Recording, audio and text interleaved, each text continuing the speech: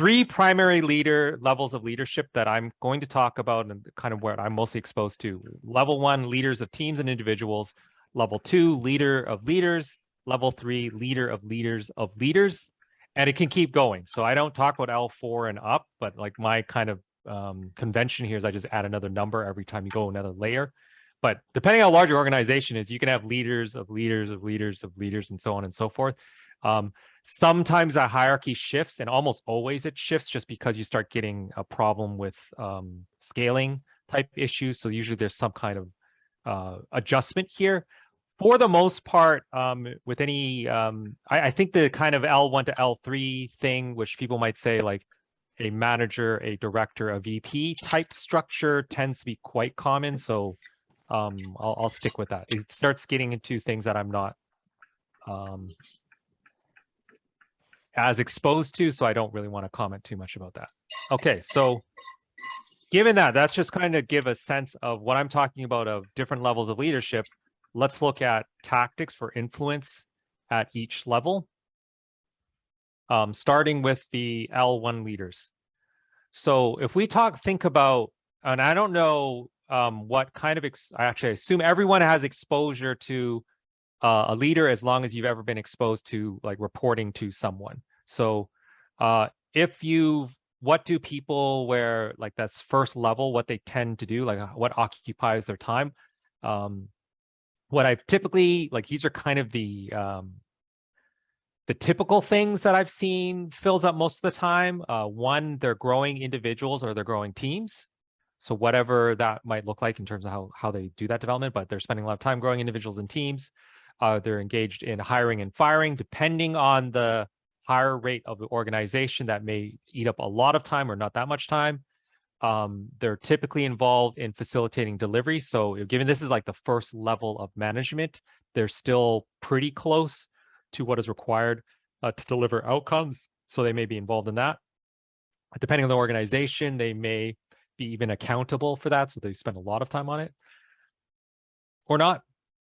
And finally, they will be the first point of contact for any issues, meaning if there's an escalation, there's questions, some larger change occurred and people are asking, like getting support or whatever for that, the L1 leader is the first point of contact for the vast majority. Obviously, if you are a leader, your first point of contact with whoever you report to, but the L1 leaders are the vast majority of the organization will be reporting to this, like because most people will be individual contributors rather than managers, hopefully.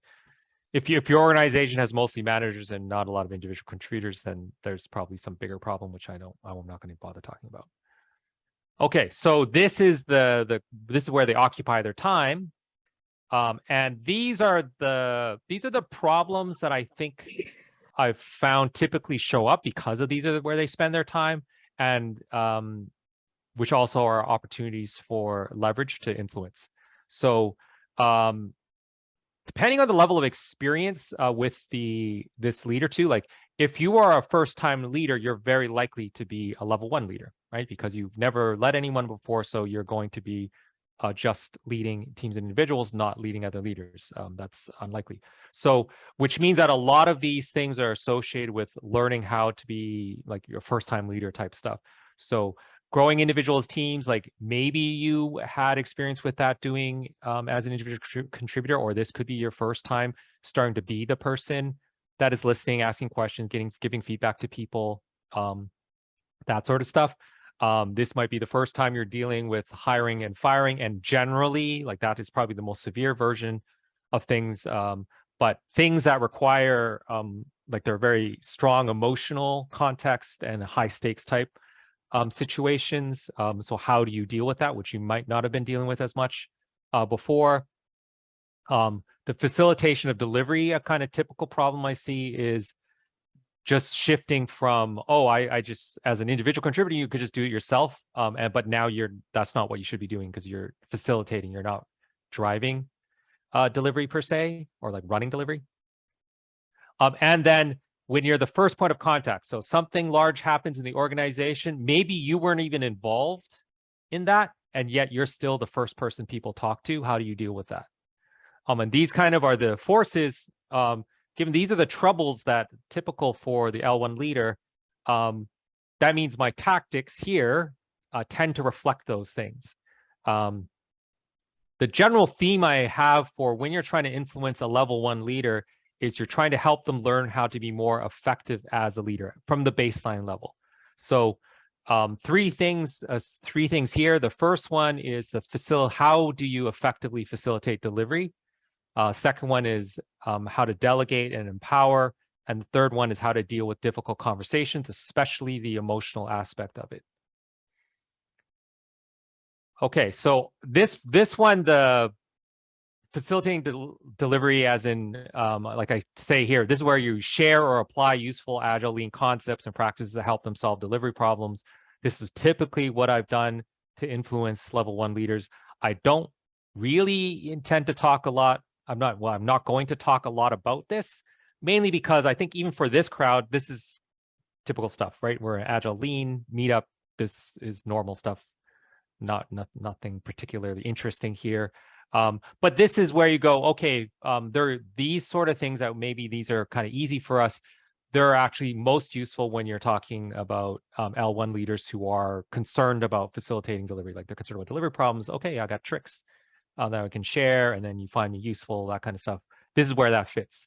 I'll talk later about like this problem or this concern doesn't hold later on, so that's why some things just don't work as well.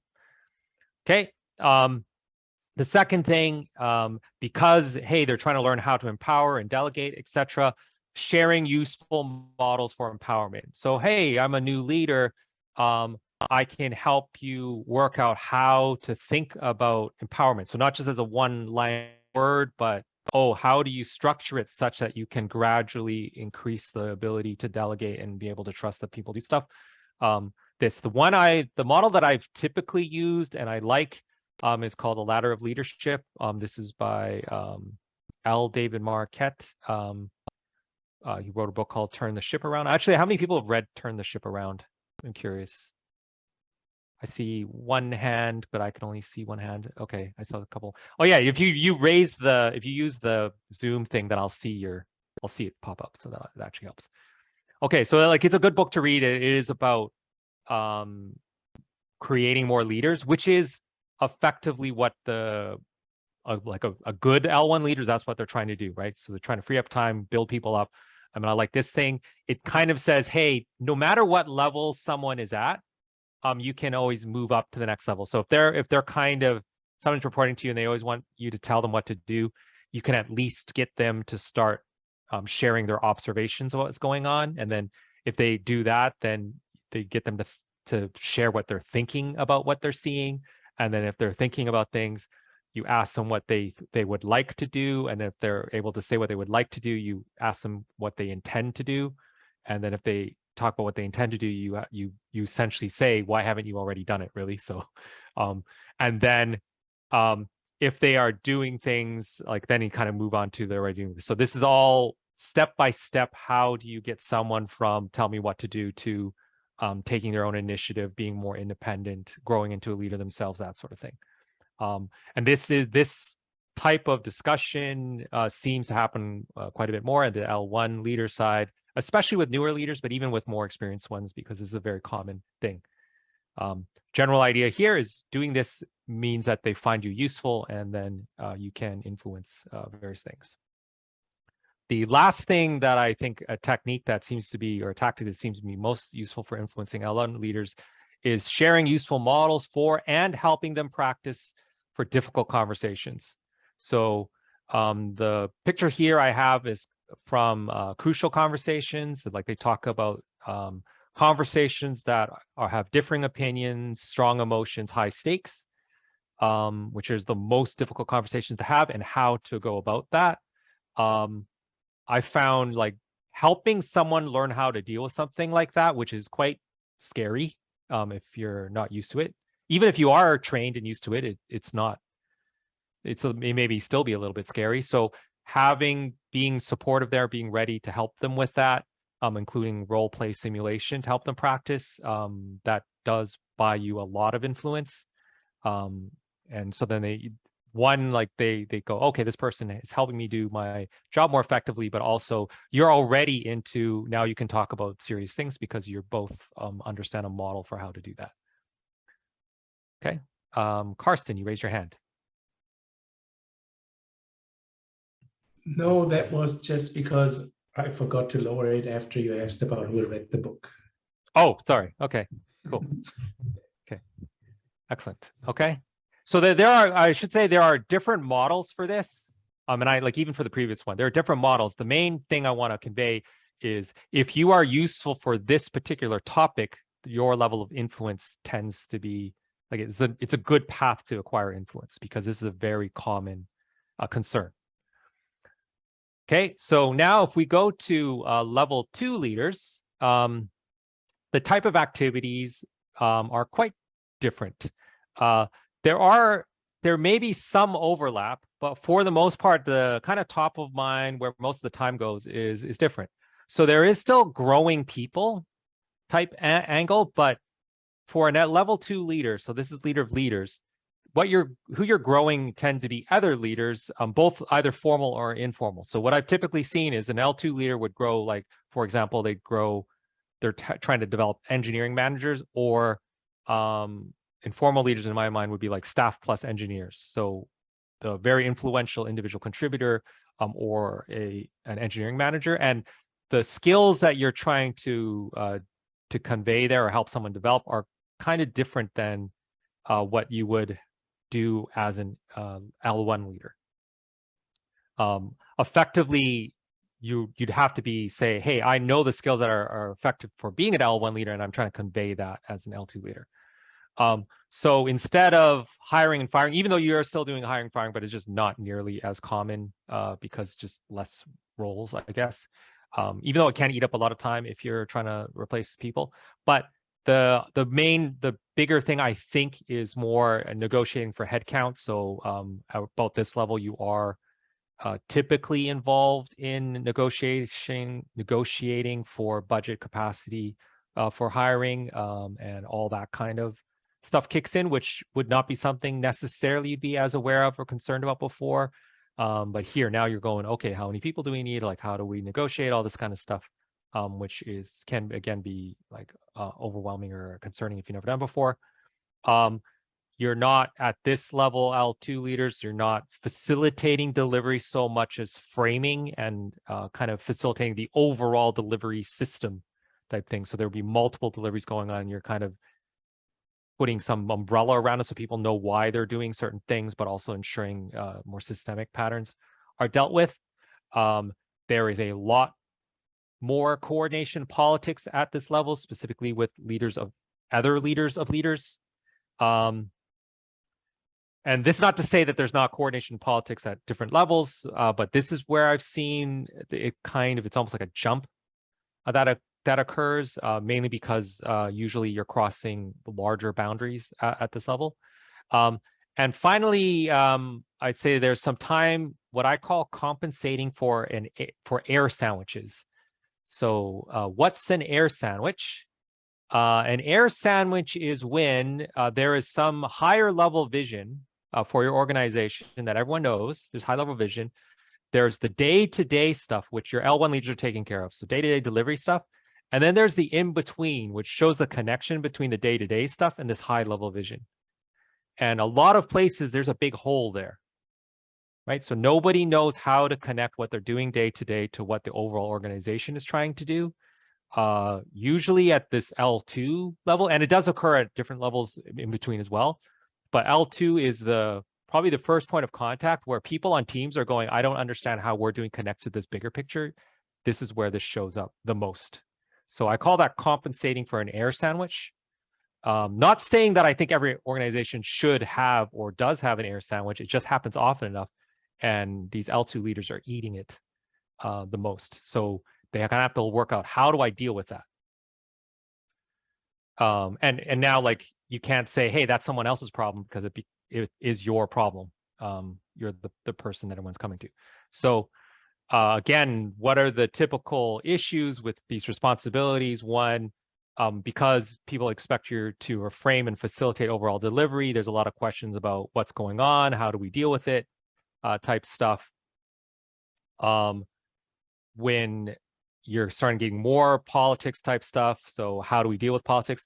Like I think when people talk about, which I don't like, I actually don't like describing it as such, but when they're saying about shielding or taking care of the politics stuff, like normally you would say, oh, someone else can take care of that for me, so I don't have to worry about it. And then once you get into this type of level, then you're the person taking care of it. I usually would say, but this is kind of gets the details, like you don't want to protect people from context per se, but you do want to facilitate and make it less of a distraction. But how do you deal with that? Compensating for air sandwich stuff. There's just a large concern about how do I get all these teams, like they're all over, like all doing their own thing. How do we get them all aligned toward a shared goal? This type of thing happens quite a bit here.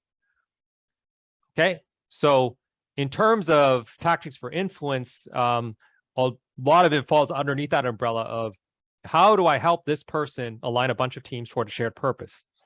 Again, if you are helpful there, then again, you become more influential because these are the key things that the L2 leader is concerned with. I have 4 things here. One, how to do large group communication, both written and spoken. Highlighting problems that they weren't aware of. This is where the distance starts to increase, and as a third party, if you will. Now it depends again, like I'm talking as a consultant / coach, so I'm outside the reporting line. So I can point out and see things that is difficult for them to see. And then how to structure good strategy. Again, like if L2 is trying to frame overall delivery, which is now we're getting into strategy and stuff, how to both determine and communicate that, and tactics to deal with buy-in and politics, because both you're trying to align everyone within your organization as well as get buy-in from partners or other organizations that you need to deal with. Okay, so one thing I found, this happens quite a bit I spend a lot of time with these L2 leaders. A lot of stuff I do that seems to be effective for influence is just providing feedback to improve the effectiveness of their large group communication. I don't know where it comes from, but it seems like at a certain level, people just start sounding corporate for some reason. I don't know who's telling them to do this. So if you help someone simplify their language so they don't sound, they sound inhuman effectively, which means that it makes it harder for their message to be received. That helps a lot. If they improve their logical narrative structure, so it's not just a random set of points, that there's a logical sequence and relationship to a message, probably even before we talk about language, that improves the quality of the message. And just, it's kind of related to the simplify, but this thing of being more transparent, authentic, just like get to the point, say the thing, don't try to work around it, right? There's especially being at this level, being like working around it, not really saying what you want to say, ends up producing a lot of rumors, which creates trouble. So the idea here is providing this feedback, and as the large group communication gets more effective, again, you're useful, and then you become more influential. People come to you for help for stuff because they can trust that you can help them convey the message they need to convey to the larger group. That's like in terms of feedback, like things you say, hey, if you're reviewing something. There's also something around structure and process to improve the effectiveness of large group communication. So I think especially if this is not something they've done before, like maybe earlier on when they were just a level 1 leader, an individual contributor, they would just wing the message. So they write something and they just send it, and it's probably okay. Typically at this level, if you're level 2, if you don't do it well, you're going to get a lot of pushback or complaints or like all these consequences. It's just the impact of each message is noticeably higher So it's important to make sure that it's effective, that you anticipate the problems that will occur. So typically I've introduced a more structured process for this, that you have an initial author write a draft. You're getting feedback from a smaller group initially, typically a leadership team if you have one, or targeted reviewers, so people that are influential within the organization that you know can give you good feedback. Then you send the message, then you're monitoring the reactions and following up as needed if it didn't get received well. And then you're repeating this message as often as required to get the message across. So it's a much more systematic way to communicate, which again, first time being a level 2 leader, they may not know to do that and they just try to wing it and then it doesn't work. Helping people know how to deal with this, like usually, like sometimes it is they try the winging thing and then they go, oh, well, that didn't work, and they get really concerned, etc. And giving them something to help them feel more comfortable with this process, again, helps them out. It's useful and builds you influence. Okay, check my pace here. So next thing is providing early awareness of hidden problems. So as mentioned, this is primarily when you're outside the reporting line. Even if you're inside the reporting line, if you're aware of problems that they're not of, it's useful for them to hear it. I think there's a very common phenomena with L2 leaders, like where it starts, really. It gets worse the further up you go, where they stop knowing what's going on.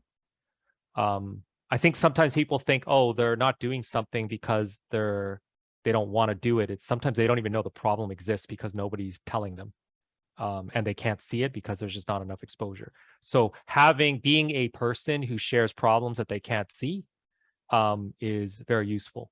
One strong way to do it, I think, which again, I think relates to some probably typical for people in the lean community, is visualizing. So some things are too difficult to even understand if you're just talking about it. But if you can put up a map or a picture of some sort, it becomes more obvious that there's a thing that's worth dealing with. I've shared a few here. Like the first two are kind of a typical lean thing, like value stream map, Pareto charts. Just say, hey, here's the thing, and this is what's going on, and that becomes useful, and they like that. The last one there is a Wardley map, which is effectively just showing. It's kind of like showing, I would say, how are the things that we're building, how do they lay out in a product life cycle, so we understand whether we're allocating our efforts strategically, that it makes sense, that sort of thing. All these things are about, again, creating awareness of hidden problems. You become useful and more influential. As I mentioned before, there's an expectation. The L2 leader is almost like first point of contact for strategy stuff. There are broader levels of strategy, but there is at least some discussion of strategy here, because you're saying, what is the strategy for at least our local area, multiple teams, etc. I think I've actually found a lot of people have really bad models for strategy. So sharing something useful, but also simple, is useful here for influence. The best one I like here is from a book called Good Strategy, Bad Strategy. Really, they have a kernel here, which has 3 parts. One is a diagnosis of a situation, guiding policy, which is kind of guiding principles for how you think we should respond to that diagnosis, and then a set of coherent actions. So really 3 things. If you're saying developing a strategy, you really want to make sure you answer all those. If you get that core there, then you can build off of, and that's been helpful. So it's difficult sometimes, I think, for people at this level to, one, there's an expectation for them to work out the strategy, and a lot of times I don't think anyone taught them how to think about stuff like this. So it's useful to be able to do that. Again, being useful, showing something new, builds influence. Okay, last thing is sharing useful tactics to deal with buy-in and politics. Again, like we mentioned before, at this point, you start dealing with having to deal with much more significant cross-boundary politics. If depending on the organization, you could already be dealing with that lower levels, in which case it's even worse of a mess. But even with good organizations, at this kind of L2 level, there is just more of it, just because the you start crossing boundaries where people don't work as often together, so they don't resolve things as much. So you're still dealing with this kind of initial, much a higher jump in terms of politics. There are useful tactics here. Again, borrowing from the lean space. People talk about Nemo-washi. Actually, how many people have heard of Nemo-washi? I'm actually curious, because sometimes Nemo-washi, how many people know this? I got one hand. You have lean in the title of your meetup. You got to know this stuff. So Nemo-washi, old school Toyota type thing. It's typically translated as preparing the ground.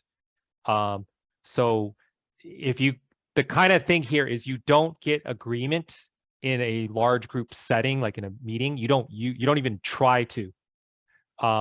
What you need to be doing is you get agreement by this kind of repeated back and forth with individuals, like getting in touch with people, making sure their concerns, reflecting concerns, doing all this stuff. And they call it preparing the ground because you do all of that. So by the time you have any kind of formal get together to say, hey, we're going to make a decision, you already know what's going to happen. You don't walk into kind of this high pressure group situation not knowing what the result is going to be because you prepared the ground beforehand. That's called Nemo-washi. It is a very useful common tactic for larger scale influence with larger organizations. I actually just saw this when someone was talking about how do staff plus engineers influence larger technical changes in organizations. The same idea, like Nemo-washi. You go around, you talk to people, get people on board one, like person by person. By the time you're getting into an RFC, larger group discussion, you already know what the answer is because you've already talked to everyone. And that's a tactic which people who have not dealt with things at the scale may not even realize. They think, oh, I'll just fire out a group thing and we'll just chat about it in a group and everyone will get together and kumbaya and it'll work. And then they're shocked when it doesn't, because the dynamics don't work that way. So warning people about this, helping them learn how to do this effectively, again, useful, buys influence. Here on the right here, I have a link here, which because I have more tactics here. There are these things about, okay, you're dealing with very large scale cross-boundary initiatives. And usually the answer to resolving them are not always, we'll all just talk together and everything will work out because we're all in it together type thing. There's a few tactics where, yes, it would be nice if we all were all in together, but there are varying interests and you kind of have to do certain things to make sure that things work out well. The example here quickly is just the use of liaisons that are specifically selected for particular skill sets, which may not be as useful at a smaller scale, but at a large scale, they're very useful. So there's a lot of deliberate things that happen to navigate politics. I will, just on a final point on this one, just want to say, like, at the L2 plus level, this idea of there are no politics is nonsense. You may say it for cultural purposes, but that's not actually true. Doesn't reflect reality. You always have varying interests, whether or not people it's not politics in the sense that people hate you. It's more that people have differing interests and you have to navigate that. So there are different tactics for it. Okay. And let's look at L3 leaders. So a big shift here with L3 leaders is is not wasting their time, but treating them like a human. So there's two phenomena I found when I first encountered people at this L3 level. So leaders of leaders is, one, they have almost no time available. Typically, this is where you start seeing executive assistants show up to help with time management, organizing meetings, etc., stuff like that. This is also typically a level where you start seeing, not always, right? So which could be one level beyond this, but you stop seeing sometimes they're not part of a team, which means that their role, their experience is much lonelier than you might think. So this thing of starting to feel like, hey, there's no one I can talk to, and two, I have no time, is almost affects how all the interactions go. So because of that, I have two tactics here. This is probably where it's the hardest for me, because this is sort of the extent of where I'm starting to have influence. But the two tactics that I tend to use are, one, getting to the point including if you're asking for something, just ask for it. Don't like beat around the bush, like get to the point. And 2, respectfully saying what is needed to be said. So the phenomena of people not telling you stuff, combined with the they're still human and they need someone to recognize that they're not like robotic, this kind of abstract executive person, and like leaning into that can get you influence because it's like you understand the situation they're in. Okay, so actually I think I probably flipped my slides around, but so this one, what do L3 leaders typically do? Growing leaders of leaders, just another level up, which is even more complicated. Allocating headcount. So if you're talking about, hey, how do I allocate budget to different groups? You're happening at this level. You're dealing with higher level politics and escalation. So that means like company level, organization level politics escalations. You are probably establishing larger term strategies. So you're the person who creates the air sandwich. If you're not clear about how things link up, it's kind of like you, and typically not a lot of time. Okay, so going to the get to the point thing. So this is like the first time I ever had an encounter with an executive level, this kind of L3 leader type person. The first advice he gave me was, yeah, Jason, you kind of need to get to the point. I don't have time. Because I was like, I'm going to tell you how I got to this conclusion. I'm working through all the steps, which is kind of typical when I'm talking to other people, because I'm trying to teach people how to solve the problem. And here he's like, no, you don't need to do that, man. You just need to get to the point, and then I'll ask you if I want to know how you got there. So this is essentially the idea here is that you should be using inductive logic, not deductive logic. Deductive logic is starting from the beginning and then working through the steps that lead you to a conclusion. Inductive logic is starting with the conclusion and then explaining how you reach that conclusion. Okay, so if you're at an L3 leader plus, typically, you want to go with inductive logic. Just get to the point. If they want more details, they'll tell you that I want more details. So you want to be prepared with it, but sometimes they'll say, cool, I don't need to know, and then you're moving on, right? Because again, efficiency with time, etc. Kind of related to that, which again, I encountered maybe like recently, is you don't try to teach them how to fish. So this whole thing of, if you give someone a fish, you feed them and like once, and then if you teach them how to fish, they eat forever kind of thing. At this level, they don't fish. If they need to fish or they need fish, they delegate the fishing to other people. So don't try to teach them how to fish. They're not interested. And again, you're wasting time. Again, it's like same thing with the inductive logic. You could say, hey, here's the fish. If they want to know how you got that fish or how the fish is, like how fishing works or something, they'll ask, and then you can have that ready to go, but you don't start there. Okay, does that make sense to everyone?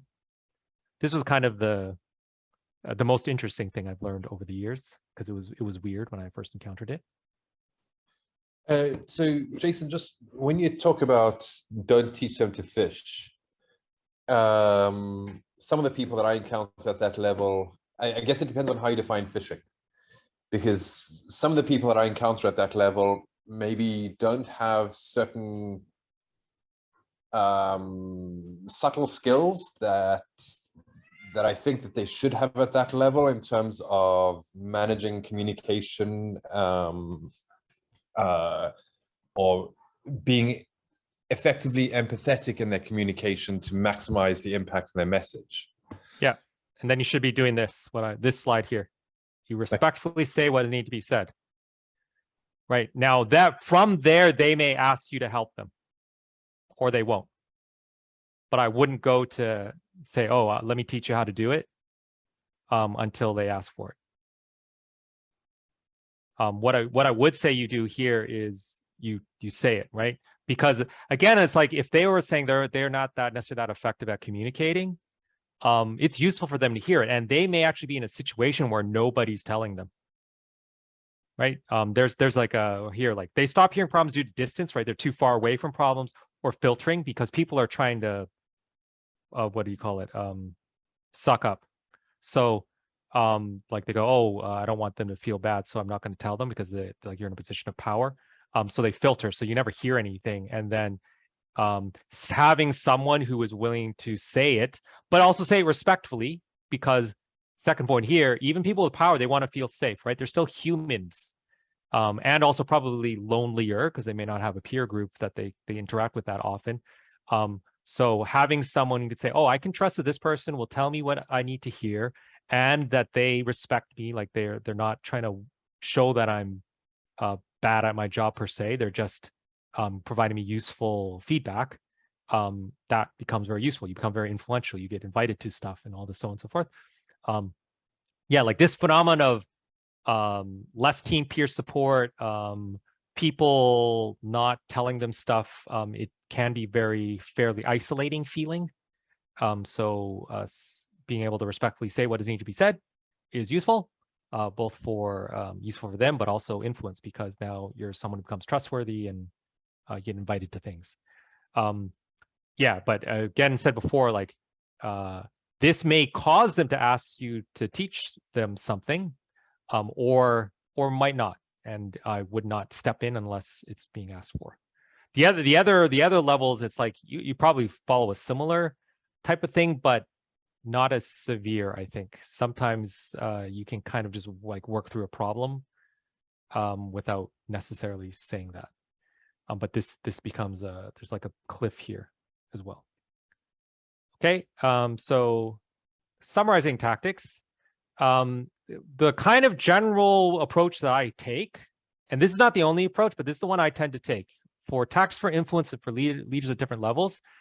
If you want to be influential to leaders, you need to be useful for them. And in order to be useful, you want to understand their goals and context. Once you understand their goals and context, you can do things that are helpful, that are useful for them, and that gives you influence because they trust you. There's things that you like, it's valuable for you to be around. And therefore you can, beyond the things that you're doing that are useful, you can even ask for or influence things that are not even related to that, because you have this base level of trust and value in that relationship. Okay, again, these are more guidelines and actual rules. And also I would say, which I mentioned before, every leader they're still human and they're unique. You will see different specific preferences, different specific strengths and backgrounds, etc. The levels kind of indicate what's typical that occurs there and what are typical concerns. So if you had to guess, if to take a bet, they're reasonable. But once you start to learn who a specific person is, you'll pick up more specific problems or concerns or styles, and then you want to adapt to that and adjust as needed. Okay, so I guess we can switch to questions. And I'm also curious if anyone has any other tactics that they found effective.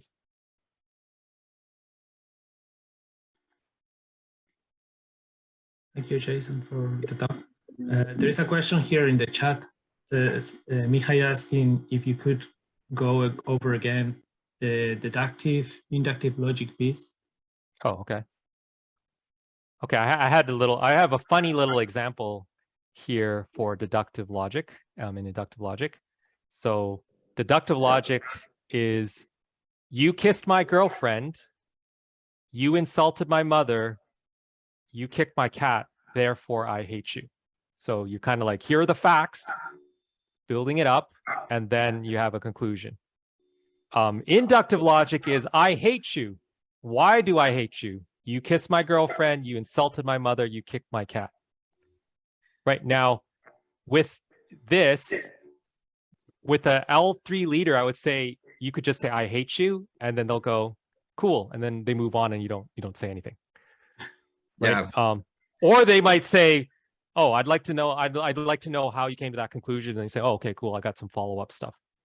That one makes sense. Like, you don't want to come across as confrontational, because then that you're not setting up yourself for productive conversation after that, or constructive conversation after that. So that makes sense. Thanks for clarifying that. Yeah, like I've what was the last time I've done this? Again, like I go, oh, I messed that one up. The last time I saw this was, I'm going, hey, here's an overall strategy. So how should we be allocating particular capabilities, which these things are? We say, hey, they're innovation bucket, experimental bucket, productive. These are commodity stuff, and this is how we want to split them up and reallocate efforts and stuff like this. And I was like spending all this time talking through how we derived all this blah blah blah, and there's like, just get to the point, right? Like, because to some extent, they even lost the point that I was trying to get across, and it was okay, like they just don't have time to work through this stuff. Versus all the L2 leaders were like, oh, cool, and they're like working the problem with you. It's just like a completely different dynamic. Okay, does that make sense? It does. Cool. Thank you. Yeah. So Jason, a follow up to this question. Can I ask you? So, would you use that that kind of tactic or technique to communicate with anybody who is busy, or no? Like, if people are on the ground, if they do the job, they do need to know the facts. And would you differentiate? Like, is it? I'm just thinking, is it a good technique to use with inductive logic with anybody who is busy, or rather not? Sort of. There are some cases where I'm saying you really should not be proceeding if you don't know why that's there. Like, it's not safe. Because you almost have to say, you need to understand the logic, like how we got there, because you need to adapt as needed. For the L3, they don't need to do that. Someone else is adapting. They just need to know what was the point, and then they just authorize and we're moving on, right? Like, they don't need to know. If you say, hey, this person needs to know the mechanism because they may need to adjust things, yes, they need to understand how it got there. Having said that, yes, if it's like we already all sort of know the mechanism, just tell me what the conclusion is. Sure, right? If you are actually under severe time constraints, yes, you just go, we're going with this, and then we just trust that the logic was good because we're already moving. Like, I could think sometimes with a like maybe like an emergency or an incident type stuff, you would just say, okay, let's do this, and then we can just like later on we're saying, okay, this is like in a post-mortem, we could say, how did you get to that point? But you wouldn't like say, oh, we need to do this emergency thing, and let me walk through the steps about how it came to that action. Like, it's too, like, it's way too slow. You just don't want to do that. Yeah. Okay. Thank you. Yeah. Perfect. Makes sense. Thank you. Okay. Any other questions? I have more a kind of a personal question, Jason. Why did you decide to unpick this subject? It's just kind of a. Sorry, I was just getting echoed there. Yeah, if everybody who is not speaking, once you ask the question, if you could mute yourself, because otherwise the quality is not great. Thank you. Yeah, like once, why am I interested in this subject? Mainly because I was noticing the difference. I thought it was just kind of interesting, right? There's broadly in the industry, people are talking, like generally people talk like specifically on technology engineering side, like they'll say like engineering manager versus a director versus a VP. They're like different jobs, and I don't know if people it's actually hard for people to realize this until they get exposed to that. As people within the Agile Lean community, if you're trying to influence change, like beyond like, hey, we have these skills, we use them, but also we want to encourage them to be used more broadly. And in order to be able to encourage people to use more broadly, you do need to understand how things change at different levels. So I just thought this was a useful skill. It's one that I kind of picked up over time, which at the beginning of this all, I wouldn't have even thought that this was a thing. So that's why I figured it was useful to share. Thank you. Yeah, I enjoyed it very much. Thank you. I guess, Aaron, you have your hand up? Yeah, I have a quick question. So one of the things I've used also is what's called positional value or positional strength. So it's figuring out, what that person is attempting to need for the advancement of their positional strength in the organization. So Yeah. I don't know how you would frame that in, but it's sort of a piece that I was taught sort of as part of Toyota production system planning, kind of, Sure. How to, because those hippo types have, they have like their own career progression, and you're trying to help them.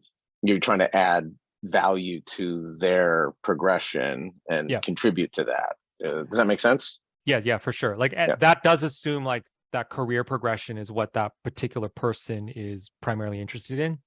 And this is like the specific thing. You kind of like, what is that person like? What are their motivations? What their goals? And then you're trying to help them achieve that type of thing. I've heard similar things like in the sales context too. It's like when we're like assessing prospects, it's the same deal where we're trying to understand like what are they looking for, and then we can help them achieve that. So there's a lot of win-win type things here going on.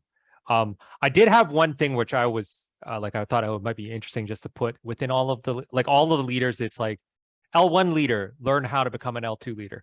L2 leader, learn how to become an L3 leader, or even how to interact, right? Because I do spend time talking to people at L1, like, okay, when you're interacting with the L2 person, this is what you should be doing. And if you're interacting with like L2, you're interacting with L3 and so on and so forth, because even like that's something, or like if you want to be promoted to that, these are the sort of things that you need to start like thinking about getting better at, all that kind of stuff. Again, that it's still into the be useful for the goals and constraints that they like, the context that they have, which then requires influence, and they have different ways to talk about that. Okay, Maru. I wanted to add something to this one slide. One thing I've experienced being useful for over 15 years working with execs and leadership is the use of visualizations. So on top of using the right level of abstraction, or giving them starting with the end, because you don't know what kind of reasoning they find themselves in, you don't know what they need that stuff to be used for. You said on one of your slides it could get lonely there. It is very lonely, and they have their own agenda, and they cannot, unless they have a set of trusted people in your team or other teams, they sometimes are even isolated. So having good visuals, if you give them that, you can start building credibility and trust, because they can take these as an anchor, because they're tracking dozens of topics, not just the one thing you're working on, or maybe 100. Yeah, go ahead, Jason. So what I would add to that is, because there's stuff of, I'm like, I was talking about visualization to highlight a particular problem they didn't know about, but I do agree with you of helping, because there's some aspect of not just visualizing what you think that they should be aware of, but helping them visualize what they're thinking about is important. This is like a different type of usefulness now. Different types. So what I mean by that is the art of modeling. So yeah, you for sure. At a certain point, you talked about a system, and when you give them that, you encompass a lot of insights and information that they can use when they offload their working memory from the next problem and go back to the issue that you have them. And then for sure. Like, because I think there's two things, like a few things. Like one, that you help them think through stuff, right? So it's a technique to help them think. So they go, wow, this is crazy mess. I'm on my own. Like, how do I deal with this? Helps them with that. There is also now I can get other people involved, because now they can express it. It's outside their head. There's a thing, there's a boundary object. There's something that other people can engage in. Other people are engaging to help deal partially with the loneliness aspect. Now I'm a part of a team again, kind of thing. So yeah, like there's the visualization thing beyond working through things. The ability for visualizations to bring people together on a shared problem also address the isolation aspect of it for sure. Brett? You talked about, working with L3 leaders to help them become L2 leaders, L2 to become L1. Other way around. This is other way around. Yes, sorry. Other way. Yeah. Remember, the infinite number, the L's can go on forever. So there's strong research to indicate that the best way to become promoted is to act in the way that your manager acts, right? Because they identify with that. If you act, even if it's not necessarily the best management approach, if you act in the same way as your manager acts, you're more likely to get promoted. Sure. So if your manager is a command and controller, if you act in a command and control manner, you're more likely to get promoted. Yep. So in that situation, I'm not sure that, well, I'm trying to grow nurturing L1 and L2 leaders in an environment where some of the L2 and a lot of the L3 leaders are very command and control. Sure. And so essentially, that could be putting them in a position where they're not optimizing their activities around their ability to be promoted? Sure. Okay. So two things I typically talk about people. Like one, there's some aspect of this is messy now. It's messy now, and to help people deal with that, right? So this is where I'm saying, like, you're dealing with politics now, right? So what you think should happen and sort of the reality of the situation, how you navigate that to still, like I never advocate for people to say, just eat it, right? Life sucks, deal with it. I go, no, we're intelligent, crafty, sneaky. So we're going to say, we're going to try to drive things in the direction where we think it goes, but you also can't ignore that you're dealing with these politics. Like, so how do you process that? How do you deal with it? Models, etc. So one thing is, like, you go, there's a few things. One, I usually go, okay, let's go above that. Like, I don't care how the style of this person is. What is a larger objective of the organization, and how effective are we at accomplishing that? If we can show that we are effective at contributing to this larger thing, our style can acquire influence, right? There's the reporting line, but influence networks are not just reporting line, right? You can play it by jumping a little, like, hey, if I make you look good because I can deliver a particular outcome, even though I have a different style, you're still protect me because you're protecting yourself type stuff. Or I have peers who kind of this, like, whatever. The other one was, sometimes I also say, is you go, I'm trying to help you become effective within this industry, not this company, right? Especially in technology, people only stick around for a few years. I'm going, you're not going to be here for like decades, right? And I would say that style, you're not going to go to any place that's any good. But this style is the one where you are, like, being more effective as a leader, that you are focused on broader stuff, that you're not this kind of old school theory X type thing. Like, if you eventually want to work at a obsolete bank, maybe, sure, but not like at a good place. So that's what you help. So I kind of different ways of framing, I guess. I don't know if that answers your question. Yeah, it's helpful. I mean, I also want to ultimately influence the L3s, which is the more challenging part, because they're less introspective. I find them a lot less introspective than the L2s in particular.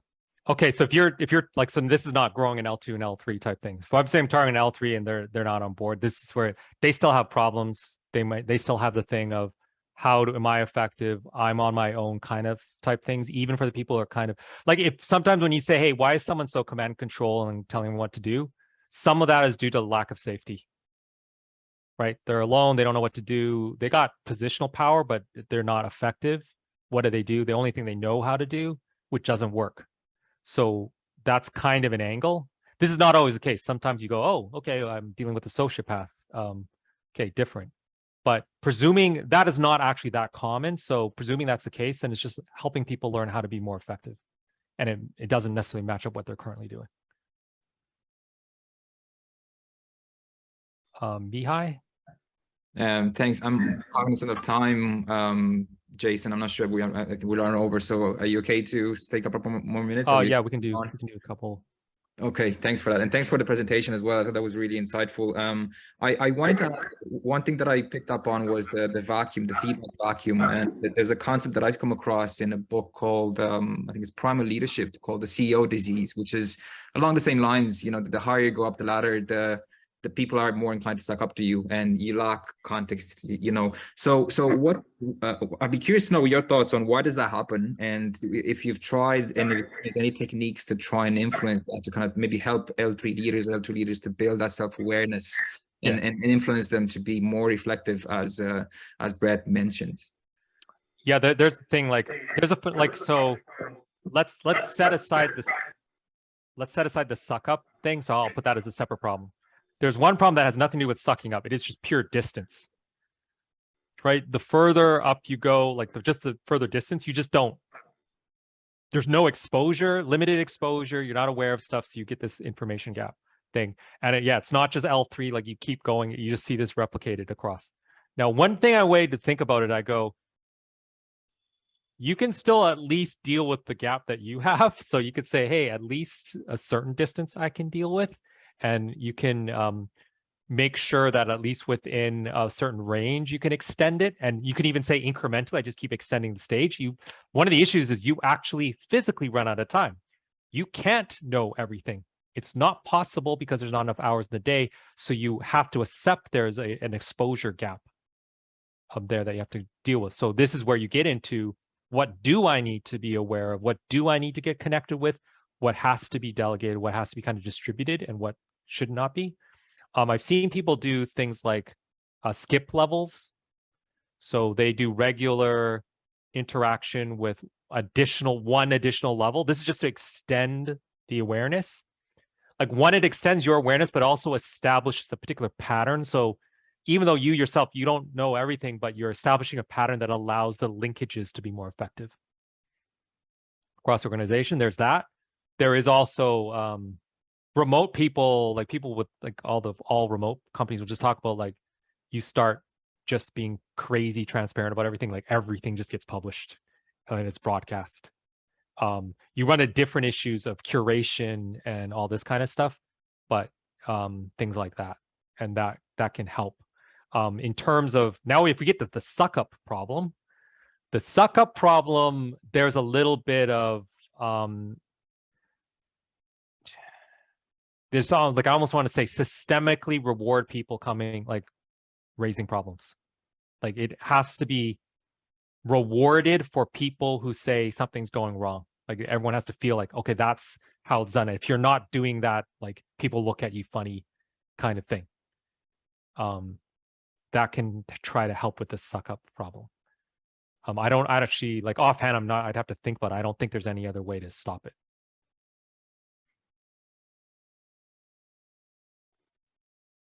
Okay, thanks for the questions. Jason, I'm conscious of your time. So it's been a great talk. I think it was a great conversation with all the questions from the audience. Just before we close, like, where can people find your work, and where could you prefer them to contact you?